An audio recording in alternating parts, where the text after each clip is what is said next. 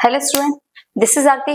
Welcome to our YouTube channel. आज हम करने वाले हैं 10th क्लास की हिस्ट्री का chapter the age of industrialisation. ये जो चैप्टर है हमारा, इस वाले चैप्टर में हमने इंडस्ट्रीज, फैक्ट्री, इनके बारे में पढ़ा था और साथ ही हमने ये भी देखा था कि इंडिया में उसका क्या इम्पैक्ट पड़ा था, किस तरीके से इंडिया के अंदर जो मैनचेस्टर थे वो आए थे।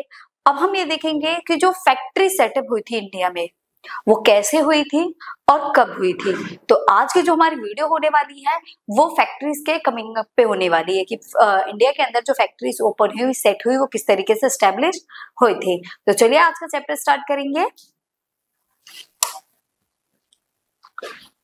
तो आज का जो हमारा टॉपिक स्टार्ट होने वाला है वो है फैक्ट्रीज कम अप, क्योंकि इससे पहले हमने मैनचेस्टर के बारे में स्टडी किया था कि किस तरीके से वो मैनचेस्टर मतलब एक तरीके का हब होता है, फैक्ट्री इंडस्ट्रीज का हब, जहां पर प्रोडक्शन किया जाता है। तो वो किस तरीके से इंडिया में आया था।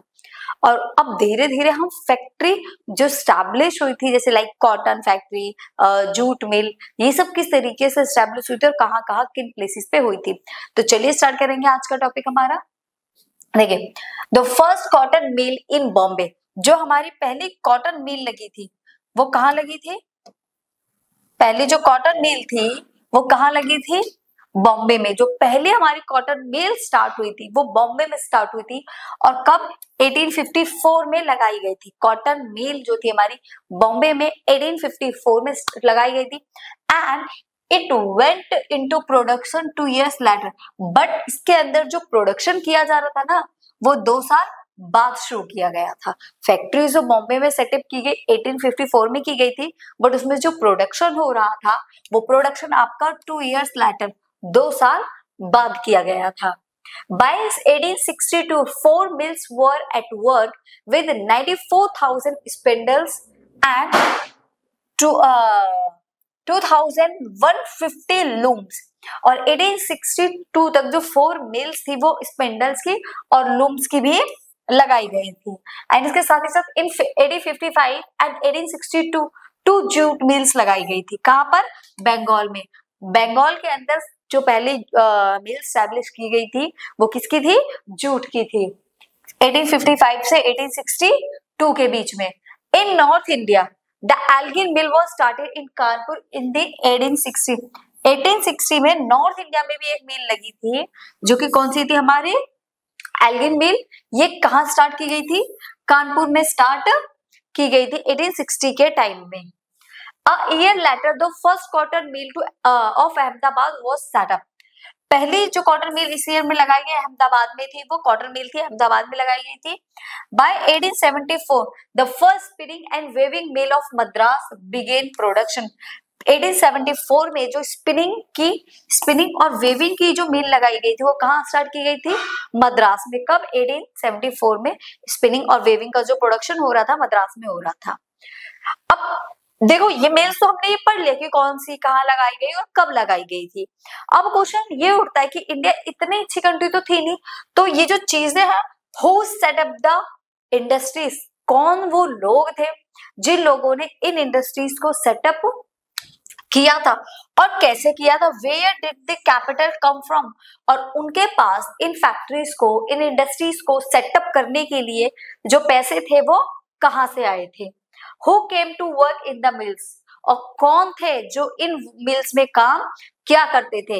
ये क्वेश्चन है, आपका एग्जाम में भी आ सकता है और 5 मार्क्स का भी बन सकता है। तो ये वो कुछ क्वेश्चन है जिनके आंसर हमें इसी चैप्टर में अब मिलने वाले हैं।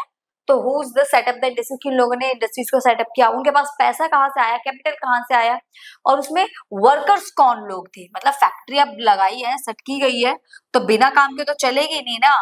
फैक्ट्री के लिए तो मेन होता है वर्कर। तो वर्कर कहाँ से आए, कौन लोग थे जो एज अ वर्कर काम कर रहे थे। तो इन सारे क्वेश्चन के आंसर मिलेंगे आज हमें इसी वीडियो में, ठीक है।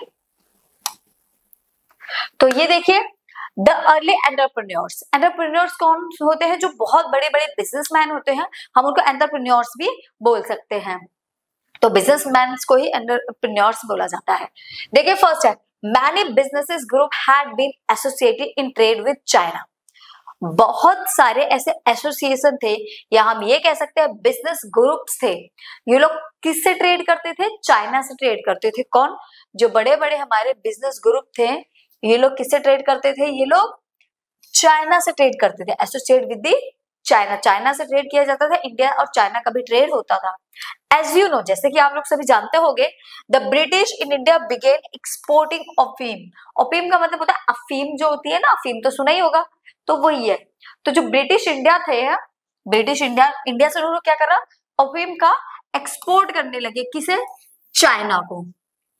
मतलब इंडिया में इंडियंस भी हैं, बट जब वो ब्रिटिशर्स आए, हम आफ्टर ब्रिटिशर्स ही तो बढ़ रहे हैं कि कॉलोनियल गवर्नमेंट के बाद में चीजें कैसे चेंज हुई थी। तो आफ्टर कॉलोनियल रूल उन लोगों ने ट्रेड स्टार्ट किया चाइना से, और वो किस चीज को एक्सपोर्ट कर रहे थे? वो एक्सपोर्ट कर रहे थे ओपियम, अफीम को। Okay, in exchange for T. किसके एक्सचेंज? फॉर टी के लिए। और टी जो जा रही थी वो कहाँ जा रही थी? इंग्लैंड। कहाँ जा रही थी? इंग्लैंड। अब आप इसको देखो ऐसे समझ सकते हैं। कैसे समझ सकते हैं इसको? ऐसे समझो, ये है ब्रिटिश, ठीक है, क्या है ये ब्रिटिशर्स है, और ये है आपका इंडिया, और ये है आपका China.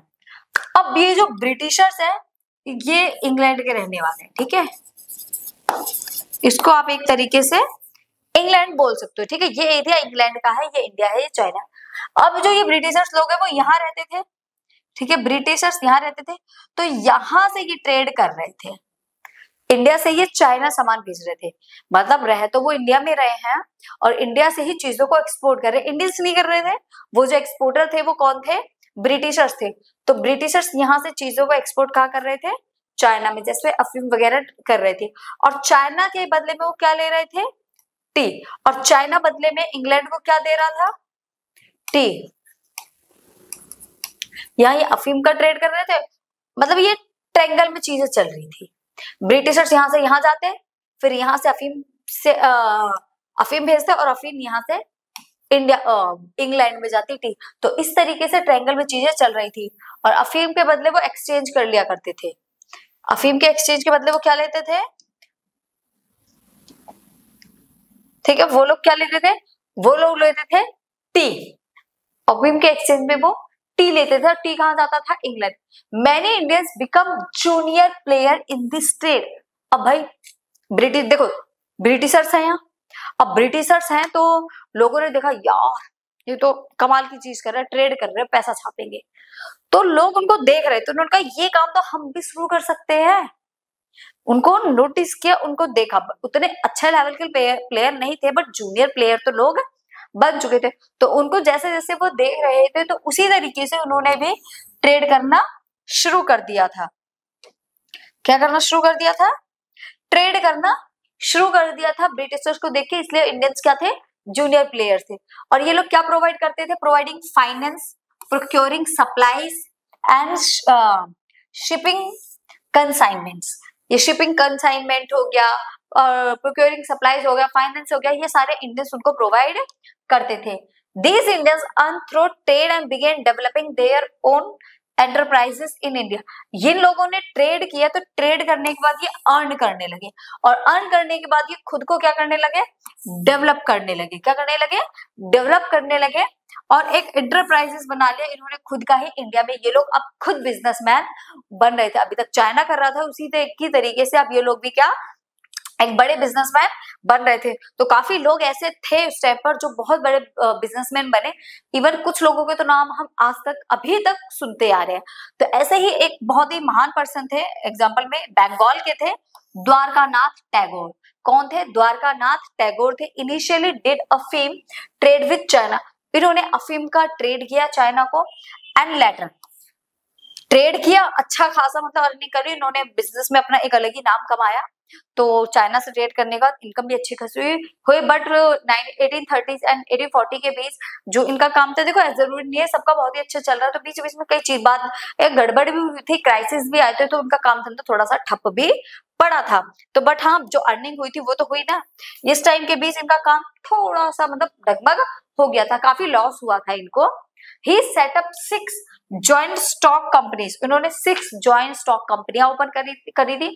Unfortunately this enterprises sank along with those who others in the wider business crisis of 1840. But इनका जो बिजनेस था, एंटरप्राइजेस था, वो डूब चुका था 1840 के टाइम पीरियड में। तो डूब गया था, बट इन्होंने अर्निंग तो अपनी कर ही ली थी अच्छी खासी, ऐसा नहीं बोल सकते कि उन्होंने कुछ भी नहीं किया था। तो इसी टाइप से काफी सारे हमारे बिजनेसमैन हुए थे उस टाइम पर, जिन्होंने ब्रिटिशर्स कॉलोनियल गवर्नमेंट के टाइम पर अपने बिजनेस को आगे बढ़ाया था, फैक्ट्री सेटअप करी थी। तो उन्होंने कंट्री के डेवलपमेंट के लिए काफी मतलब काम किया था, जिसमें लोग जाके काम भी कर सकते थे। But later in the 19th century many of the China traders become successful industrialists. But 19th century के टाइम पे क्या हुआ, जो लोग चाइना से ट्रेड कर रहे थे ना, वो बहुत ही ज्यादा सक्सेसफुल इंडस्ट्रियलिस्ट बन गए। कौन लोग? जो चाइना के साथ ट्रेड कर रहे थे, वो काफी इंडस्ट्रियलाइजेशन में काफी सक्सेसफुल इंडस्ट्रियलिस्ट बन गए थे। जैसे बॉम्बे के ये थे पैरिस लाइक डिसॉ पैटेट थे, और जमशेदजी शुरवांग टाटा थे। टाटा उस टाइम पे सुना है, देखा, उस टाइम से अब तक के लिए टाटा जो जनरेशन है वो चल रही है। आज भी आप टाटा का नाम सुनते हो, तो इन लोगों ने उस टाइम पे इन्वेस्ट किया है। सोचो जब उस टाइम पर इन लोगों ने इन्वेस्ट किया है, तो क्या गरीब रहे होंगे? अच्छे खासे भाई पैसे वाले थे। Who build huge industrial empires in India. इन्होंने एक बहुत ही बड़ा, एक ह्यूज इंडस्ट्रियल जो एम्पायर था वो खड़ा किया। वो खड़ा हुआ एम्पायर हम आज भी देख सकते हैं। Accumulated their initially wealth partly from exports to China and partly from raw cotton shipments to England. और इनके जो वेल्थ, जो ये ट्रेड करते थे ना, एक्सपोर्ट करते थे, चाइना को भी करते थे, पार्टली रॉ कॉटन भी करते थे, कुछ रॉ कॉटन शिपमेंट से इंग्लैंड भी जाता था। एक ही जगह नहीं था, कुछ चाइना में जा रहा है, कुछ इंग्लैंड में भी इनका रॉ कॉटन या रॉ मटेरियल जाता था।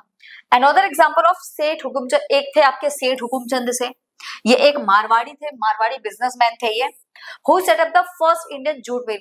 ये सेठ हुकुमचंद वो थे मारवाड़ी जिन्होंने पहली इंडियन जूट मिल लगाई थी। किसने लगाई थी? फर्स्ट इंडियन, ये सेठ हुकुमचंद ने पहली जूट मिल लगाई थी। कहां पर? कोलकाता में 1917 में। And the father and grandfather of the famous industrialist, और के जो फादर और भी लोग थे, जैसे किसी के फादर ग्रैंडफादर भी थे जो बहुत ही बड़े इंडस्ट्रियलिस्ट थे, जैसे जीडी बिरला, आज तक उनका नाम सुनाई देता है, ठीक है। They also traded with China. इन लोगों ने भी चाइना से ट्रेड किया है।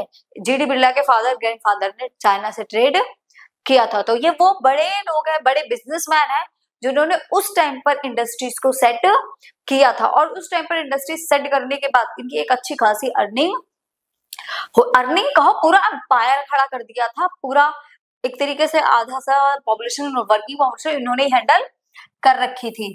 तो काफी इनका मतलब इन्वॉल्वमेंट रहा है बिजनेस में। और ये सारा कहाँ होता था? चाइना से। अब ये नहीं कह सकते कि सारा का सारा चाइना से भी होता था, और भी कुछ जगह थी जिनसे ट्रेड किया जाता था। जैसे some other trade networks were with Burma and the Middle East and East Africa. सारा ट्रेड चाइना से नहीं किया जाता था, बर्मा से भी किया जाता था। अब आप लोगों को तो पता ही नहीं होगा बर्मा क्या है। बर्मा आज का म्यांमार है। म्यांमार को ही उस टाइम पर बर्मा बोला जाता था। तो बर्मा में, और मिडल ईस्ट हो गया, ईस्ट अफ्रीका हो गया, तो इन प्लेसेस में भी ट्रेड किया जाता था। ऐसा नहीं था सिर्फ चाइना में हो रहा है, हर जगह इनका ट्रेड स्प्रेड था। Next, there were some other commercial groups, और कुछ कमर्शियल ग्रुप्स भी थे who were indirectly involved in the external trade. कुछ कमर्शियल ग्रुप भी थे जो इनडायरेक्टली ट्रेड में इन्वॉल्व थे। The operated with Indian carrying goods from one place to another, banking money, transferring funds between cities and financing traders. अब यहाँ देखो इन्होंने क्या बोला? There were some other commercial groups who were indirectly involved in the external trade. कुछ लोग country में ऐसे भी थे जो डायरेक्ट ट्रेड में इन्वॉल्व नहीं थे, वो इनडायरेक्टली ट्रेड में इन्वॉल्व थे। देखो जो ये जो सेठ हुकुमचंद हो गए, मारवाड़ी वगैरह, ये सब जो ट्रेड कर रहे थे, जीडी बिरला वगैरह, ये इंटरनेशनली लेवल पे कर रहे थे, एक सौ दूसरे देश में कर रहे थे। कुछ लोग ऐसे थे जो देश में ही करते थे, सामान बनाकर देश में ही बेचा करते थे, वो लोग ये थे कमर्शियल ग्रुप वाले। और ये इनडायरेक्टली ट्रेड में इन्वॉल्व थे, वो देश से बाहर नेशनली कर रहे थे, इंटरनेशनल नहीं लेके जा रहे थे, मतलब देश से बाहर लेकर नहीं जा रहे थे, देश के अंदर ही कर रहे थे। वो ऑपरेट करते थे क्या? विद कैरिंग गुड्स हो गए, एक से दूसरी जगह उनको ले जाना, बैंकिंग मनी हो गया, ट्रांसफर फंड्स हो गया, ये काम वो लोग देश में ही रहकर किया करते थे। ठीक है, when opportunity of investment in industries open up many of them set of factories, जब इन लोगों को भी अपॉर्चुनिटी मिली कि ये इन्वेस्टमेंट कर सकते हैं फैक्ट्रीज में, तो ऐसा नहीं है इन्होंने मना कर दिया नहीं भाई हम नहीं करेंगे, तो इन लोगों ने भी फैक्ट्री में इन्वेस्टमेंट किया। जब इनको मौका मिला तो भाई कोई क्यों पीछे रहे, जब अपॉर्चुनिटी मिली है तो उसका पूरा फायदा उठाना चाहिए कि नहीं उठाना चाहिए, उठाना चाहिए ना। तो इन लोगों ने इस चीज का पूरा फायदा उठाया और उसके बाद इन लोगों ने भी फैक्ट्री सेट कर दी। ओके, तो देखिए अभी तक हमने क्या पढ़ा, अभी तक हम पढ़ चुके हैं कि जो जूट मिल थी, कॉटन मिल थी कहाँ सेटअप हुई हैं। उसके बाद हमने बिग बिजनेसमैन को पढ़ा, जो एंटरप्रेन्योर्स थे उनके बारे में पढ़ा। अब हम पढ़ेंगे colonial control over in Indian trade, कि जो कॉलोनियल गवर्नमेंट थी उसने किस तरीके से इंडियन ट्रेड पर रोक लगा दी। देखो सिंपल सी बात है, वो ट्रेड कर रही थी उसको बहुत अच्छा लग रहा था, बट उसके अलावा वो क्यों चाहेगी कि कोई और वो भी इस देश के लोग ट्रेड कर सके, तो इसलिए उन्होंने इस चीज पर रिस्ट्रिक्शन लगा दी, इस चीज को बैन करने की कोशिश भी करी। तो चलिए देखेंगे, When the colonial government attained power, जैसे ही colonial government ने पावर को अटेन किया, it restricted Indian merchants from trading with Europe in manufactured goods. जैसे इनके पास पावर आई, इन्होंने क्या कर दिया, रिस्ट्रिक्टेड कर दिया इंडियन ट्रेड्स को कि वो मैन्युफैक्चर जो गुड्स है उसको यूरोप में एक्सपोर्ट नहीं करेंगे। कौन लोग? इंडियंस मैन्युफैक्चर गुड्स यूरोप में एक्सपोर्ट नहीं करेंगे, क्योंकि वो खुद का ही सामान बेचना चाह रहे थे ना। यहाँ क्या था, अच्छी क्वालिटी का था कॉटन, एक अच्छी फाइनर वैरायटी का कॉटन था, तो अगर वहां जाता तो लोग इसको ज्यादा प्रेफर करते ना इंडियन गुड्स को, तो इसलिए उन्होंने साफ ही साफ क्या मना कर दिया कि नहीं, इंडिया से कोई भी प्रोडक्ट जो है वो यूरोप में एक्सपोर्ट नहीं किया जाएगा। हर जगह किसका प्रोडक्ट जाएगा? ब्रिटिशर्स का ही जाएगा। They were allowed to export raw material, हाँ बट उन्होंने रॉ मटेरियल को अलाउड रखा क्योंकि उसी से तो वो अपना प्रोडक्शन बढ़ाएंगे। एंड फूड ग्रेड्स ओनली, और फूड ग्रेड्स, रॉ मटेरियल और फूड ग्रेड। रॉ मटेरियल में क्या क्या थे? Cotton, opium, wheat, indigo required by the British. ये वो चीजें हैं जिसकी ब्रिटिशर्स को डिमांड थी, जिसको वो एज अ रॉ मटेरियल अपनी कंट्री में वो लाना चाहते थे। They were also gradually aged out of the shipping business. उन्होंने अपने शिपिंग बिजनेस से भी इन लोगों को हटा दिया कि ये वाला काम भी सिर्फ हम ही लोग करेंगे।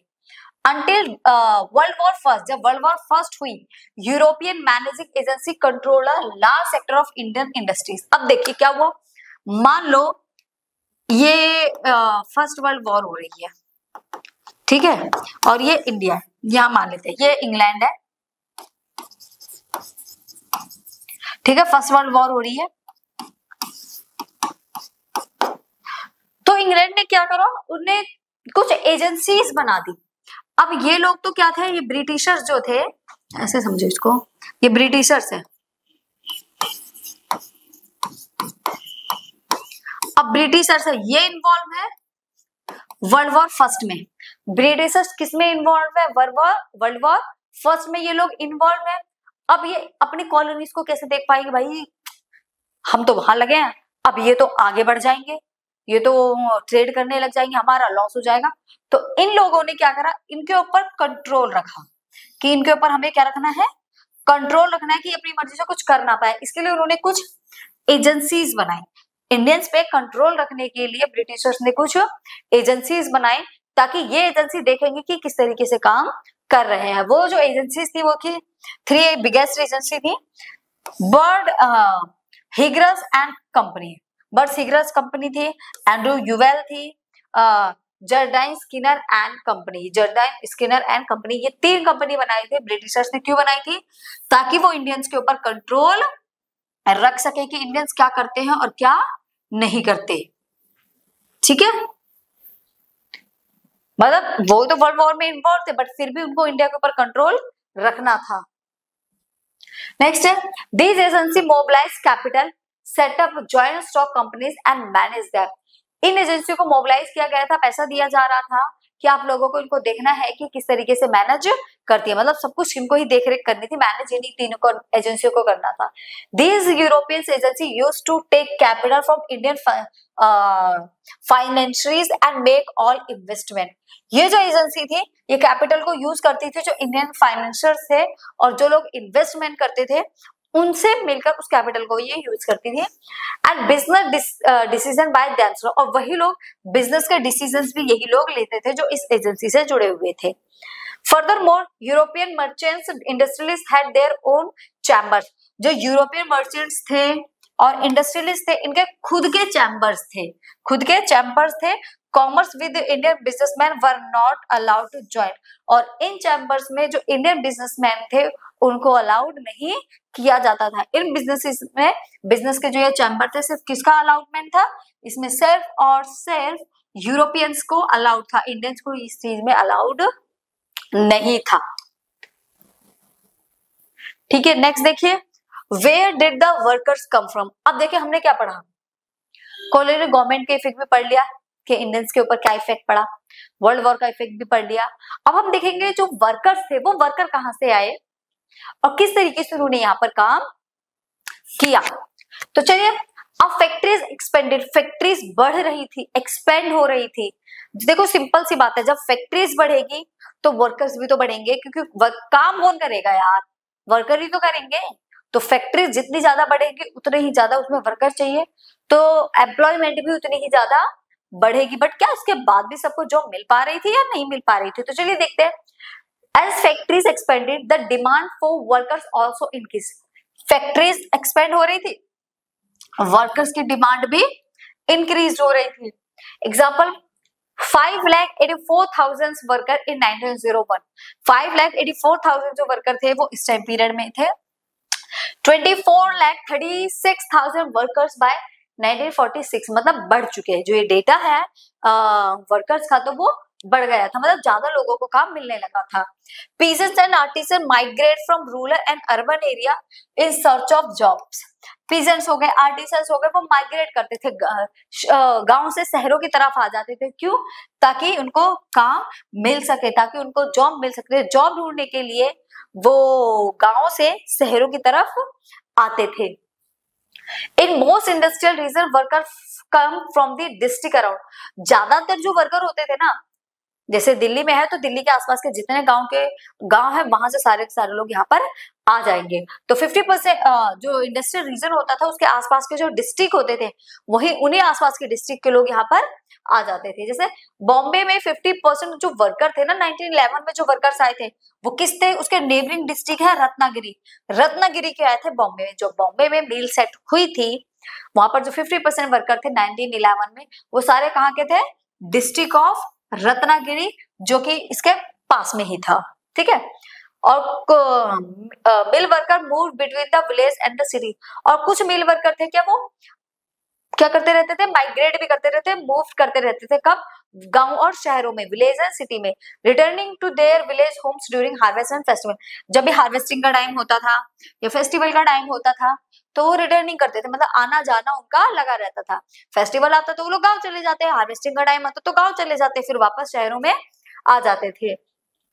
As the news of employment spread, जैसे ही एम्प्लॉयमेंट के न्यूज फैली, जैसे अब फैक्ट्रीज बनी है तो लोग अनाउंसमेंट करवा देते कि जिसे जॉब चाहिए आ जाओ यहाँ पर। तो अगर जैसे ही इस तरीके से न्यूज फैली कि जॉब चाहिए जिन लोगों को, आ जाओ। वर्कर्स ट्रैवल ग्रेट डिस्टेंस, लोग बहुत लंबी लंबी डिस्टेंस कवर करने लगे थे। जैसे यूपी से बॉम्बे जा रहे हैं, यूपी से कोलकाता जा रहे हैं, पॉपुलेशन ज्यादा यूपी साइड की, तो लोग इतनी दूर दूर काम के लिए चले जाते थे। Example, people migrate from United provinces of textile mills of Bombay and the jute mills of Kolkata. United provinces, हाँ, यूनाइटेड प्रोविंसेस जो कि राज वगैरह के कंट्रोल में था, उनके कंट्रोल में थे, वो सारे के सारे लोगों को कहाँ ले जाते थे, बॉम्बे और जूट मिल, जैसे कोलकाता हो गया और टेक्सटाइल मिल से। इसको यूनाइटेड प्रोविंसेस को आप सिंपल समझो यूपी से, जैसे यूपी से बॉम्बे जा रहे हैं, यूपी से कोलकाता जा रहे हैं, तो इतनी लंब डिस्टेंस भी लोग कवर करते थे, माइग्रेट करते थे, सिर्फ और सिर्फ किसके लिए, जॉब के लिए, ताकि लोगों को क्या मिल सके, जॉब मिल सके। सिर्फ काम के चक्कर में लोग इतनी लंबी जो डिस्टेंस है उसको कवर करते थे। और जब उनका काम नहीं होता था या हार्वेस्टिंग वगैरह का टाइम है तो लोग वापस आ जाते थे। Spinners at work in Ahmedabad में, ये स्पिनर्स है अहमदाबाद में जो अपना मतलब स्पिनिंग का काम कर रहे हैं। डिफिकल्टीज इन गेटिंग जॉब, अब जॉब को पाने में क्या प्रॉब्लम्स क्रिएट हो रही थी, जरूर थोड़ी जो गया उसको जॉब मिली जाएगी, ऐसा थोड़ी होता है। Difficulties in getting jobs, number of job seekers was more than the job available. मान लो अगर 1000 जॉब है, वैकेंसी 1000 है, जो एप्लीकेंट है वो 1 लाख है, तो मतलब 19,000 जो पीपल है उनको तो जॉब मिलेगी ही नहीं, सिर्फ 1000 या 10,000 लोगों को मिलेगी। तो हमेशा यही होता था, जॉबें तो बढ़ रही थी क्योंकि फैक्ट्रीज लग रही थी, तो जॉब भी बढ़ ही रही है, बट जितनी स्पीड में जॉब बढ़ रही थी, पॉपुलेशन, वर्किंग पॉपुलेशन भी उससे ज्यादा स्पीड में बढ़ रही थी। चाहे जॉब कितनी भी हो, बट हमेशा जो जॉब सीकर्स होते थे वो उससे ज्यादा ही होते थे। Entry into the mills was also restricted, और ऐसा नहीं कि जो लोग गया है उसको एंट्री मिल ही जाएगी, इनकी एंट्री पर भी रिस्ट्रिक्शन थी। कैसे? Industries usually employed jobbers to get new recruits. अब इंडस्ट्रियलिस्ट क्या करते थे, उन्होंने एक जॉबर रखा हुआ था। जॉबर कौन होता है? जैसे जो बहुत पुराना या थोड़ा सा एज हो गया है, उसको कहते थे भैया तुमने बहुत जो काम कर लिया, अब ये कितने लोगों को देखेंगे, कितने लोगों को रखेंगे ब्रिटिशर्स। तो उन्होंने, ब्रिटिशर्स ने क्या करा, उन्हीं लोगों में से एक पर्सन को, जो एक्सपीरियंस ट्रस्टेड पर्सन था, उसको बुलाया और उसको जॉबर रख दिया कि भाई अब तुम्हें लोगों को काम पर लेकर आना है, जिसपे तुम्हें भरोसा हो तुम उसको जॉब पर रख सकते हो। तो इस तरीके से इन लोगों ने सबको सबको अलाउमेंट नहीं था वहां पर, कुछ लोगों के लिए वहां पर रिस्ट्रिक्शन भी थी, सिर्फ वही वहां जाते थे जिसको जॉबर रखता था। तो रोल ऑफ जॉबर समझेंगे कि क्या है जॉबर। The जॉबर was an old and trusted worker. जॉबर क्या होता था? जो पुराना टाइम कर रहा है, 20-25 साल हो गए काम करते करते, वो एक ट्रस्टेड पर्सन बन चुका था, तो उसको क्या बना दिया जाता था? उसको जॉबर बना दिया जाता था। और जॉबर का काम क्या होता है?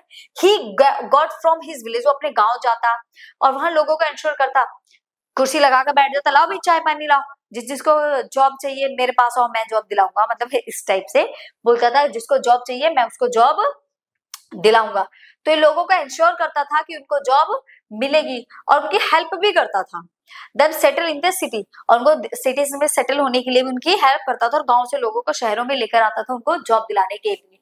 Provided them money in times of crisis, और जिसकी वजह से इसके क्राइसिस में भी कई बार हेल्प कर देता था। और जॉबर की सिचुएशन ये थी, उसकी तो 5 उंगलियां घी में थी। कैसे?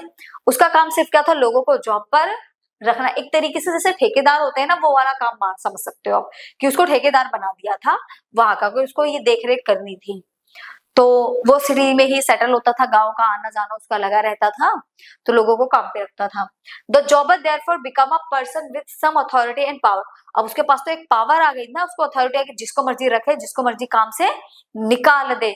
तो एक पावरफुल अथॉरिटी बन चुका था जो ये जॉबर था, एक पावरफुल अथॉरिटी थी। ही begin demanding money and gifts, लोगों से पैसा मांगता, गिफ्ट मांगता, भाई तुम्हें जॉब पे रखना है तो मुझे 20,000 रुपए, 10,000 रुपए, 1000 रुपए देने पड़ेंगे, या मुझे ये गिफ्ट दो तब मैं तुम्हें जॉब दिलवाऊंगा।